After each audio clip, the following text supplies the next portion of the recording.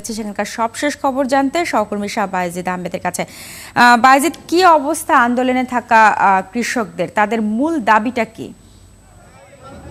শারমিন, আপনি যেমনটি বলছিলেন, আমি এখন আছি রংপুরের সাতমাথায়। এখানে কিছুক্ষণ আগে কৃষকরা এসে মহাসড়কে আলু ঢেলে তারা প্রতিবাদ জানাচ্ছে। আপনি নিশ্চয়ই জানেন যে রংপুরের বিভাগের 8টি জেলায় এবং উত্তরাঞ্চলের 16টি জেলায় ব্যাপক আকারে কিন্তু আলুর আবাদ হয়। সেই আলুর আবাদ গত কয়েকবার থেকে পরপর আলুর আবাদ একেবারেই বৃদ্ধি পেয়েছে, কিন্তু সেই হারে কৃষকরা কিন্তু দাম পাচ্ছে না। কৃষকরা একেবারেই পানির দামে আলু বিক্রি করছে।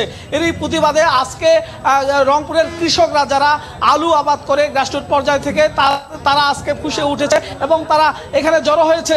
আপনি নিশ্চয়ই ছবিতে দেখতে পাচ্ছেন যে এখানে কিন্তু শত শত কৃষক এবং বিভিন্ন শ্রেণী পেশার মানুষ এসেছে এবং মহাসড়কে আপনি নিশ্চয়ই দেখতে পাচ্ছেন সেই মহাসড়কে কিন্তু গাড়ি যাচ্ছে শারমিন, এবং সেই মহাসড়কের গাড়ির নিচে কিন্তু এই কৃষকের যে ফসল অর্থাৎ আলু সেটি কিন্তু একদম গাড়ির চাকার নিচে পিষ্ট হচ্ছে এবং সেই আলুগুলো পরিশ্রম সেই আলুগুলো কিন্তু আপনি দেখতে পাচ্ছেন সেটি রাস্তায় কিন্তু পড়ে আছে।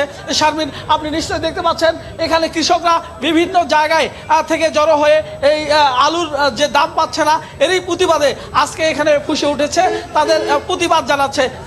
শারমিন, আপনি নিশ্চয়ই সেটি ছবিতে দেখতে পাচ্ছেন। বায়েজিদ, সেক্ষেত্রে কৃষি সম্প্রসারণ বিভাগের সাথে যারা সংশ্লিষ্ট রয়েছেন তাদের কারোর সাথে কি কথা বলেছেন, কিংবা তারা কেউ কি এখানে আছে?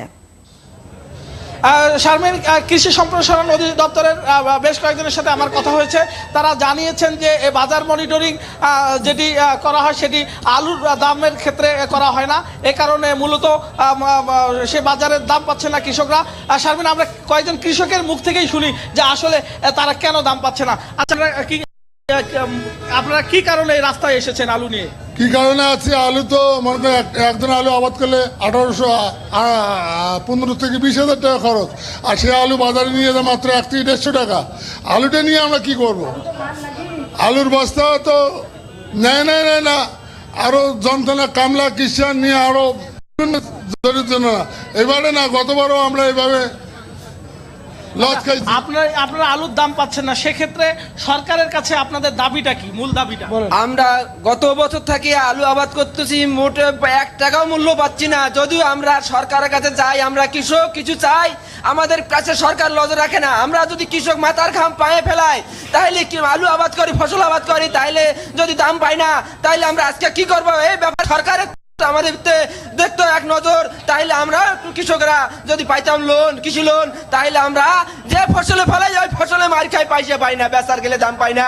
আর এরকম দেখা যায় গার্মেন্টসের এখানে গেলে একটা লুঙ্গির দাম 300 টাকা, 400 টাকা, আর আলুর ভাই কোনো ভর্তুকি নাই, আলুতে নাই। শারমিন, আপনি শুনছিলেন এখানে কিন্তু সাধারণ মানুষ এবং কৃষকরা তারা অনেকটা ক্ষোভ জ্বালাচ্ছিলেন এবং তারা কিন্তু এই আলুর যে দাম পাচ্ছে না সেটি বলছিলেন। এখানে এই অনুষ্ঠানটি আয়োজন করেছেন তাদের একজনের কাছ থেকে শুনবো। আচ্ছা, কি কারণে আজকের এই আয়োজন?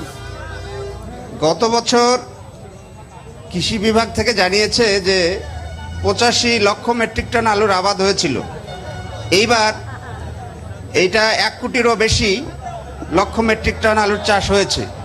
সেখানে সরকার যদি না নেয়, গত বছরের আলু এখনো স্টোরে আছে, সেগুলো গরু খাচ্ছে, তাহলে নতুন আলু কৃষকরা এগুলো কোথায় বিক্রি করবে? এবং এই যে কিছুদিন আগে হরতাল অবরোধের কারণে যে আলুটা বাজারে বিক্রি করার কথা ছিল, তো সেগুলো আমাদের উত্তরাঞ্চলে দক্ষিণাঞ্চলে যেতে পারে নাই, ফলে সেই আলুগুলো খেতেই পড়েছিল। এখন সেই আলুগুলো উঠতেছে, ফলে এই আলুগুলো একই সাথে বাজারে প্রচুর আলু আমদানি হয়েছে। এই আলুগুলো বিক্রি না হওয়ার ফলে কৃষকরা ধার দেনা করে এনজিও এবং বিভিন্ন এই ধরনের প্রতিষ্ঠান থেকে সুদে টাকা নিয়ে যে আলুর আবাদ করেছে সেই তার টাকা তারা শোধ দিতে পারবে না। ফলে আমরা এই মুহূর্তে সরকারের কাছে যে দাবিটা করছি যে সরকার কৃষকের কাছ থেকে সরাসরি খোদ কৃষকের কাছ থেকে আলুটা খরিদ করুক এবং তারা 50% মূল্য সহায়তা দিয়ে কৃষকের যে খরচ, যে টাকা লাগছে জমিতে খরচ করতে, সেই টাকার সাথে মূল্য সহায়তা আমরা দাবি করছি 35%। শারমিন, আপনি নিশ্চয়ই শুনছিলেন যারা আয়োজন করছিল বিশেষ করে কৃষক ফ্রন্টের উদ্যোগে আজকের এই প্রতিবাদ সমাবেশ, এবং সেখানে কিন্তু আমরা দেখতে পাচ্ছি যে নানা শ্রেণীর পেশার মানুষ আসতে শুরু করেছে এবং কৃষকরাও তারা। বাইজিদ, আপনি থাকুন, পরবর্তী সংবাদ সংযোগে আমরা আবারও কথা বলবো এবং কৃষকদের এই আন্দোলন সম্পর্কে বিস্তারিত জানবো আপনার কাছ থেকে। দর্শক, রংপুর থেকে আমাদের সাথে কথা বলছিলেন আমাদের সহকর্মী শাহ বাইজিদ আহমেদ। এই ছিল সংবাদ সংযোগে। জানতে চাই আপনার কথাও যোগ দিন একাত্তর ফেসবুকে। সংবাদে থাকুন একাত্তরের সাথে।